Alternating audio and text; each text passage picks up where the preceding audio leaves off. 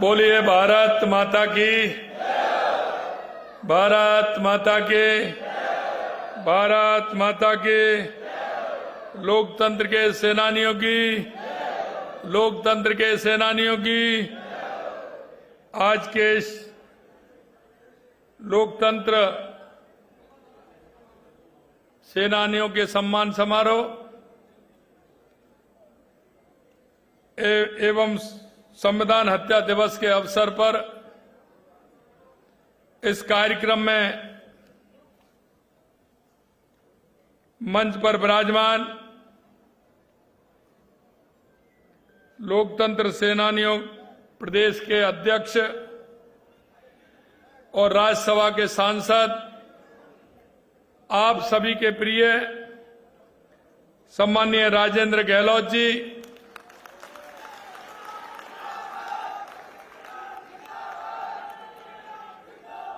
Cabinet में मेरे साथी, आपके ही बीच के, आपके अपने ही विधि मंत्री श्री जोगाराम जी पटेल साहब,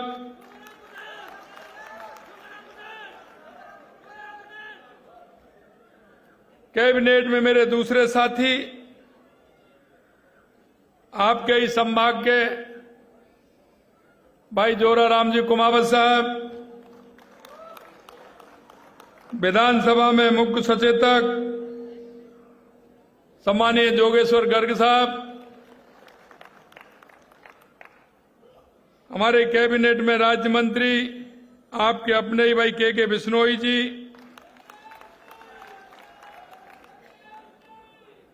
हमारे जोधपुर के लोकप्रिय विधायक अतुल बंसाली जी, सूरसागर के विधायक देवेंद्र जोशी जी, शेरगढ़ के विधायक भाई बाबू सिंह जी, विधायक भाई भैराराम जी सेौल साहब, श्री अर्जुन लाल जी गर्ग साहब, पूर्व सांसद जसवंत जी बिश्नोई साहब, पूर्व सांसद नारायण पंचारिया जी, पूर्व सांसद रामनारायण जी डूडी साहब, जेडीए के पूर्व अध्यक्ष भाई महेंद्र सिंह, क्रम में बैठे सभी मेरे लोकतंत्र सेनानी, सभी मेरे भाइयों बहनों, पूजाइयों, बुजुर्गों, नौजवान दोस्तों, इतनी बड़ी संख्या में आज इस कार्यक्रम में आए सब भाई राजेंद्र पालीवाल जी, दक्षिण के भाई त्रिभुवन सिंह जी, उत्तर की हमारी ज्योति जानी जी, और इस कार्यक्रम में बैठे सभी मेरे लोकतंत्र सेनानी, सभी मेरे भाइयों बहनों, पूजाइयों, बुजुर्गों, नौजवान दोस्तों, इतनी बड़ी संख्या में आज इस कार्यक्रम में आए। सबसे पहले तो मैं आप सभी का वंदन करता हूं, अभिनंदन करता हूं, आप सभी को मैं प्रणाम करता हूं।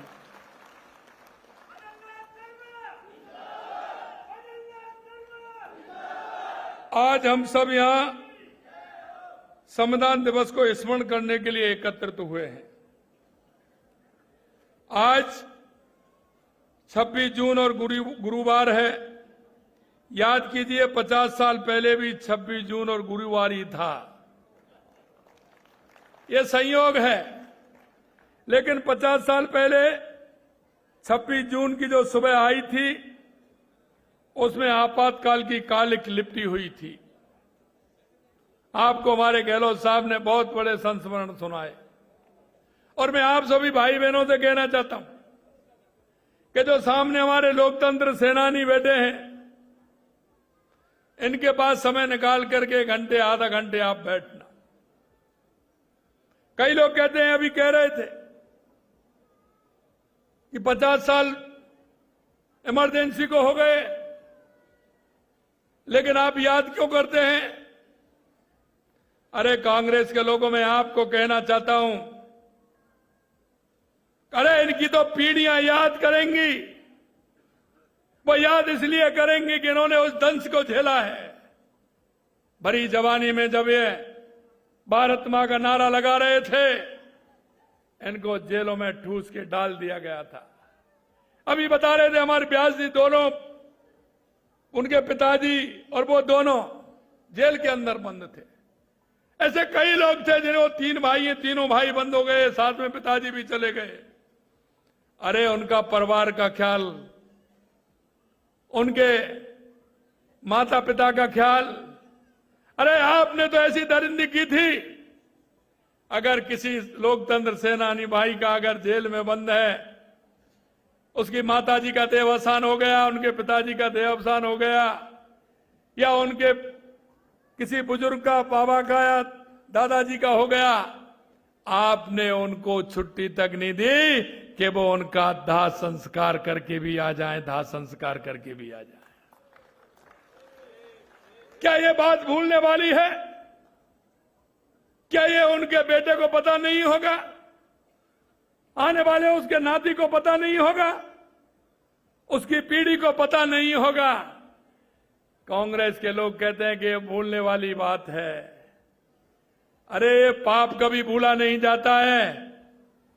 जिस तरह का काम आपने लोकतंत्र को समाप्त करने का किया, लोकतंत्र का गला घोंटने का काम किया, उन लोगों को जो भारत मां का नारा देते थे, राष्ट्रवादी लोग थे, उनको आपने जेलों में ठूस दिया, उनके परिवार की चिंता नहीं की।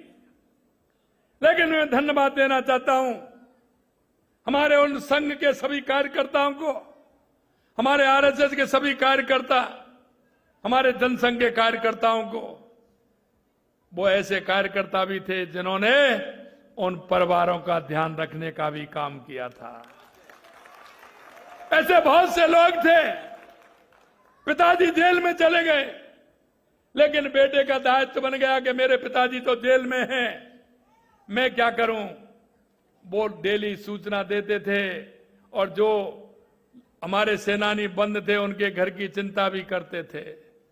लेकिन वो चिंता करते थे, लेकिन आपने देखा ऐसे कितने परिवार थे जिनके बच्चे क्लासों में पढ़ते थे, उनकी पढ़ाई छूट गई। जिन बहनों की शादी होने वाली थी, वो शादी की बात करके गए थे, उनकी शादी छूट गई।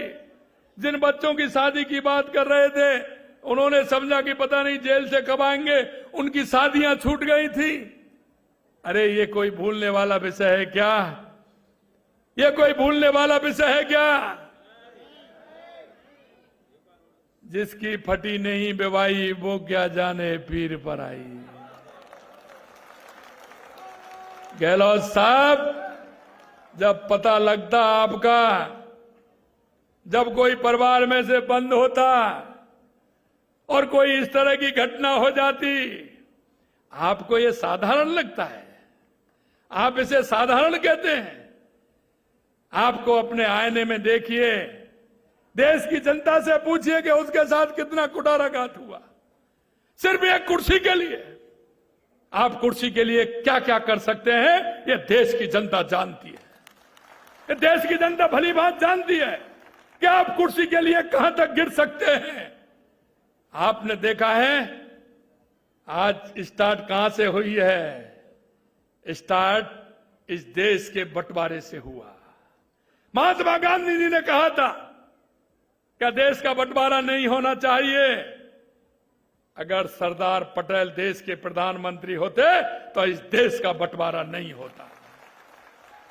देश का बंटवारा सिर्फ इस बात पर हुआ था क्योंकि वो प्रधानमंत्री बनना चाहते थे, इसीलिए देश का बंटवारा हुआ। इमरजेंसी इसलिए लगाई की थी कि कोर्ट ने उनके खिलाफ, न्यायालय ने ये आदेश दे दिया था कि वो 6 साल तक चुनाव नहीं लड़ सकती। उनका चुनाव कोर्ट ने निरस्त कर दिया। सिर्फ यही तो था, और बताएं क्या था? आपने सिर्फ राजनीति के लिए और कुर्सी के लिए इस देश को बर्बाद करने का काम हमेशा से किया है, और ये देश की जनता धीरे धीरे आपको जवाब दे रही है और आपका को जवाब मिल भी रहा है। क्या बात करते हैं आप ये कहते हैं ये जनता भूलने वाली नहीं है, जनता भूलने वाली नहीं है। आपने इस देश के कितने प्रदेशों में चुनी हुई सरकारों को बर्खास्त करने का काम किया, जरा एक बार गिनती तो देख ले। क्या आपने कभी सोचा कि देश में चुनी हुई सरकारों को हमने कितनी को बर्खास्त करने का काम किया? 356 का कितनी बार दुरुपयोग किया है? ये देश की जनता हर गलती का जवाब मांगती है और हर गलती का जवाब देना पड़ेगा। मैं आपसे कहना चाहता हूं, आपने जिस तरह से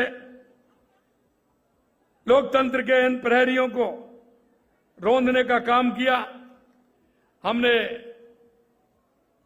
जब हमारी सरकार थी माननीय वसुंधरा जी की, क्योंकि इनकी भरपाई कोई नहीं कर सकता, हमने सिर्फ सम्मान देना चाहा और हमने सम्मान दिया हमारे लोकतंत्र सेनानियों को, क्योंकि उनकी स्थिति जिस तरह से की थी कांग्रेस ने, और जैसे ही हमारी सरकार गई, कांग्रेस की सरकार ने आते ही उनका सम्मान भी बंद कर दिया, सम्मान भी बंद कर दिया। अरे आपको यह तो लगना चाहिए था, आप गलती भी मान रहे हैं। मैं सुन रहा था गलती भी मान रहे हैं कि उस समय गलती की थी। अरे गलती की थी तो फिर हमने उन लोकतंत्र सेनानियों को सम्मान दिया हमारी सरकार ने, आपने उसको क्यों खत्म कर दिया? आपने उनको क्यों खत्म कर दिया? हमारी सरकार आते ही हमने लोकतंत्र सेनानियों को फिर से सम्मान देने का काम किया और अब की बार हमने तो कैबिनेट की मीटिंग में लिया है, पूरी तरह से पास किया है। चिंता मत करिए, कोई बंद नहीं कर सकता, इनका सम्मान बंद नहीं हो सकता।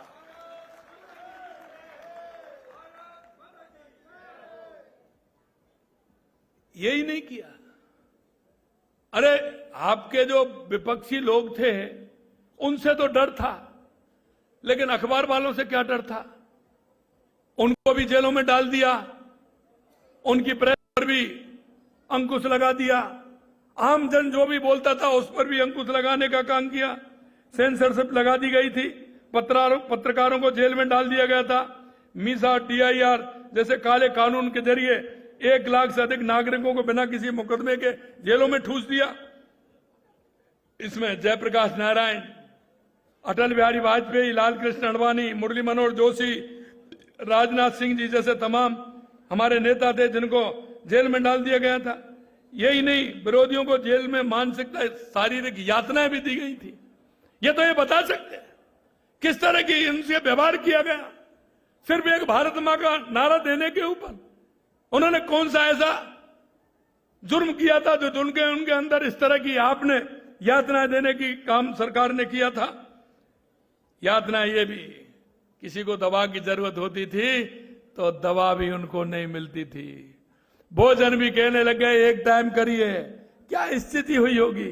मैं धन्यवाद देना चाहता हूं हमारे लोकतंत्र सेनानियों को कि आपने जिस तरह से उस समय आप पर जो प्रहार किए गए थे उनको सहते हुए इस देश के लोकतंत्र को मजबूत करने का काम आप लोगों ने किया है। राजस्थान में भैरव सिंह जी शेखावत साहब, श्री जगदीश प्रसाद जी महतो और सतीश जी अग्रवाल और हमारे जोधपुर वाले राजेंद्र गहलोत जी तो हैं। लोग कहते हैं कि कोई इनको इतनी यातनाएं दी थी, इनके शरीर पर इतनी चोट थी कि कोई गिन नहीं सकता था। इस तरह का आलम उन्होंने किया था। मैं आपसे इतना कहना चाहता हूं, लेकिन मैं धन्यवाद भी देना चाहता हूं हमारे उन संगठनों को जो राष्ट्रवादी संगठन है, RSS, जनसंघ, ABVP के कई संगठन उन पर प्रतिबंध भी लगा दिया, लेकिन उन्होंने फिर भी अंडरग्राउंड रह करके काम किया।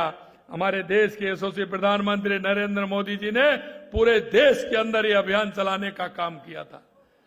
ऐसे बहुत सारे हमारे लोग हैं जो अंदर थे, वो तो थे ही, लेकिन बाहर जो लोग थे उनके परिवारी जन थे, उन्होंने भी इसमें बहुत बड़ा काम किया था। लेकिन मैं इतना कहना चाहता हूं कि उनके अधिकार छीन लिए। आपातकाल में कांग्रेस ने हर आलोचक, हर असहमति और हर विपक्षी विचार को विद्रोह बताकर कुचलने का काम किया। मैं अंत में आपको इतना कहना चाहूंगा मेरे भाई और बहनों, ये कांग्रेस के आपातकाल के दमन चक्र ने साबित कर दिया कि जब जब उनकी सत्ता पर संकट होता है तो वे संविधान और देश की आत्मा को ताक कर रखने पर हटते नहीं हैं। आज 50 वर्ष बाद भी कांग्रेस उसी मानसिकता के साथ चल रही है। आज सिर्फ तरीकों का बदलाव हुआ, नियत आज भी तानाशाही की है और वो तानाशाही की नियत उनकी आज भी नहीं निकल रही है। आज भी कांग्रेस शासित राज्यों में कानून की व्यवस्था हाल ही में वहां विरोध का दमन, धार्मिक तुष्टीकरण किस तरह से चल रहा है। अभी हमारा 23 तारीख को डॉक्टर श्यामा प्रसाद मुखर्जी जी का बलिदान दिवस था। मैं आपसे कहना चाहता हूं कि श्यामा प्रसाद मुखर्जी जो बंगाल के रहने वाले थे, पहले मंत्रिमंडल में वो उद्योग मंत्री थे। अरे उद्योग मंत्री थे, अगर कोई ऐसा कोई व्यक्ति होता, आजकल कोई पार्षद से भी इस्तीफा नहीं देता है। उन्होंने उद्योग मंत्री से इस्तीफा देकर के उन्होंने कहा था कि देश में 2 विधान 2 प्रधान 2 निशान नहीं चलेंगे और मैं कश्मीर जाऊंगा। और वो कश्मीर गए, कश्मीर में उनका बलिदान हो गया।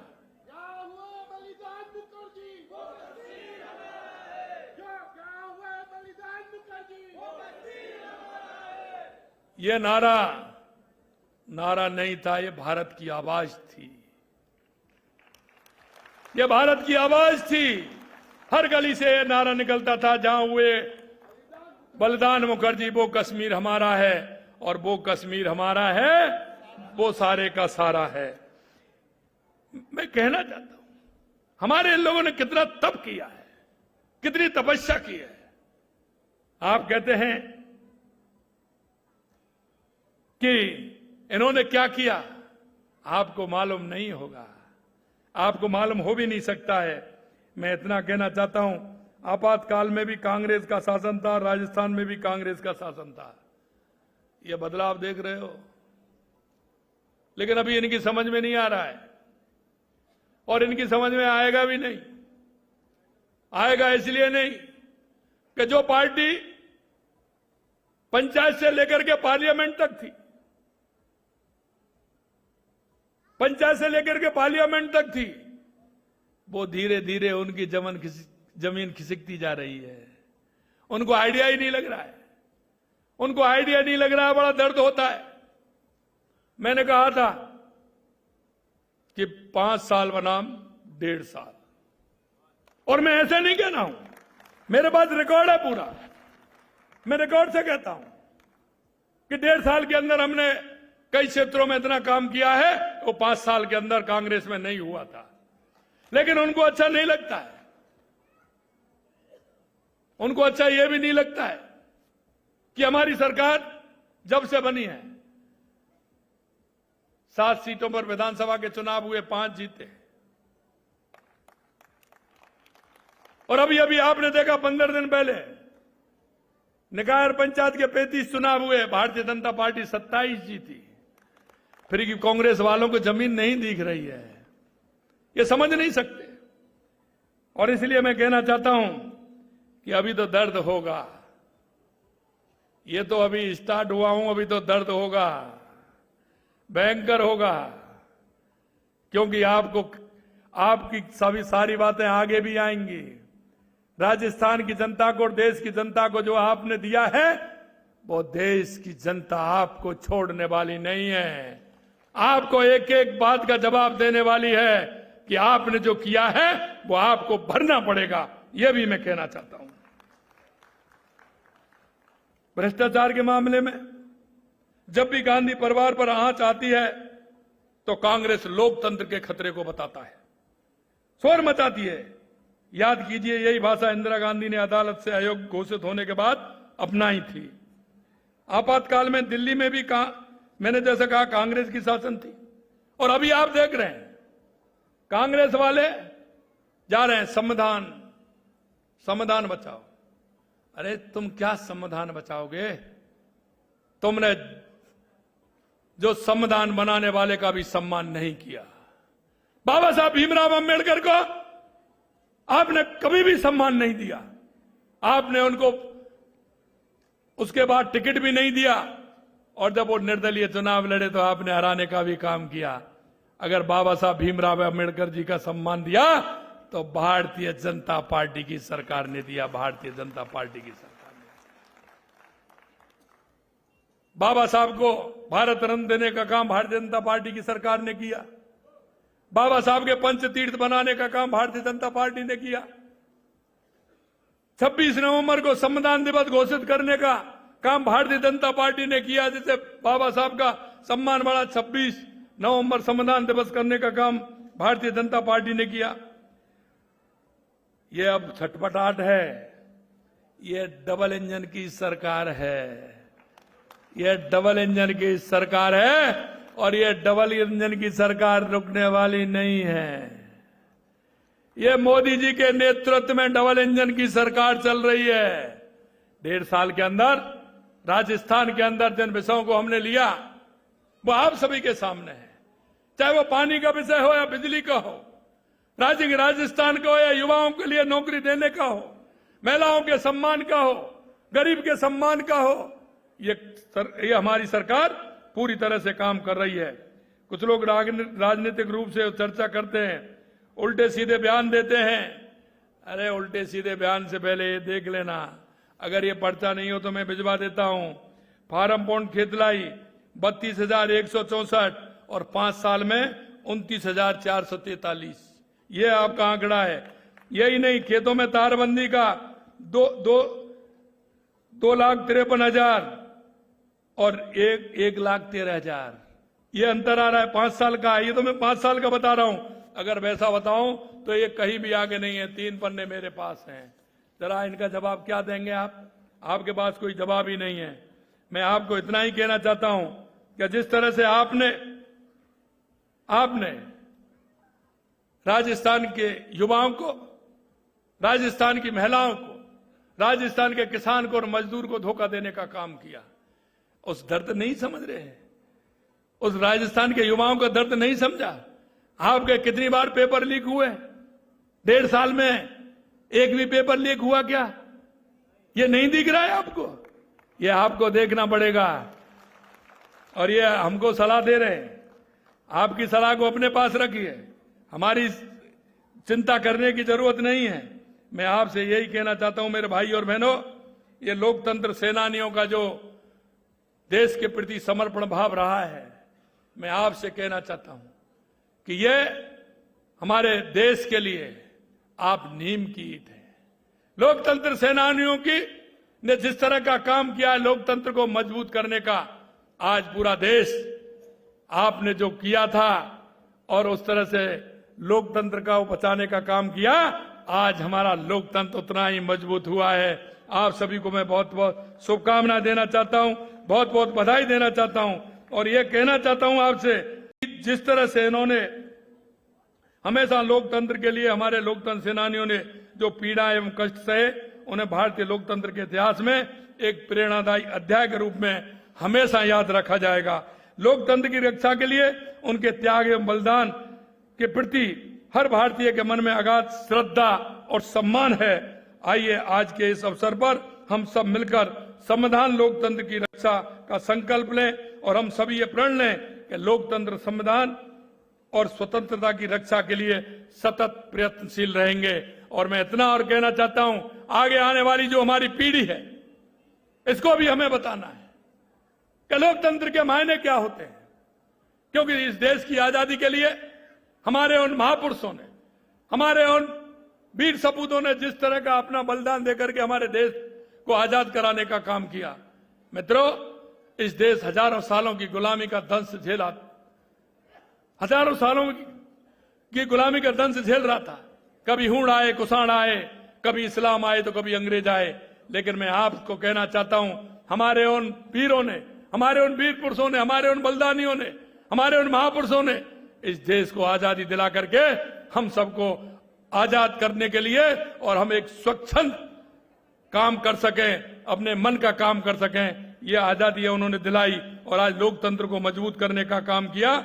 मैं अंत में इतना ही कहूंगा, हमारे लोकतंत्र को मजबूत करने के लिए हम सबकी आवश्यकता है, हम सबकी आवश्यकता है। आपने देखा जल संरक्षण का कार्यक्रम हमारा चला है, उस जल संरक्षण के कार्यक्रम में आप अपना योगदान दें, एक पेड़ मां के नाम में योगदान दें। और यही नहीं, अभी हमारा कार्यक्रम चल रहा है 24 जून से अंत्योदय, दीनदयाल उपाध्याय अंत्योदय सम्मल पखवाड़ा। और सम्मल पखवाड़े में हमारे ग्रामीण क्षेत्र के काम हो रहे हैं। हम अंत्योदय के उन कामों को करना चाहते हैं, गरीब के काम को करना चाहते हैं, और उनके काम को करके आप अपने पास में, पड़ोस में, अपने वार्ड में, क्योंकि इसके बाद शहरों में भी चलने वाला है। ये अभी ग्रामीण क्षेत्र में चल रहा है, फिर शहरों में भी चलेगा। पट्टा देने का काम भी उसमें होगा। इसलिए मैं आपसे निवेदन करना चाहता हूं, हमारी केंद्र की और राज्य सरकार की जितनी भी योजना है, उन योजनाओं का लाभ हर गरीब को पहुंचे, हर महिला को पहुंचे, हर मेरे बुजुर्ग को पहुंचे, सभी का उसका लाभ पहुंचे। ये मैं आपसे आशा और विनती करना चाहता हूं, जिससे हमारा लोकतंत्र भी मजबूत होगा, हमारा प्रदेश भी मजबूत होगा, हमारा देश मजबूत होगा, हमारा राजस्थान भी उत्कृष्ट राजस्थान बनेगा, विकसित राजस्थान बनेगा और भारत भी विकसित प्रदेश बनेगा। इस बात को लेकर के हमें सब प्रतिज्ञा करना है कि हम हमारे राष्ट्र को मजबूत करने का काम करें। और आप उन युवाओं को अपनी जो लोकतंत्र सेनानियों की जो कहानी है, आपसे जो बीती उसको जरूर सुनाएं। इतना ही मैं कहना चाहता हूं। आप सभी को बहुत बहुत धन्यवाद। जय हिंद, जय भारत, जय राजस्थान।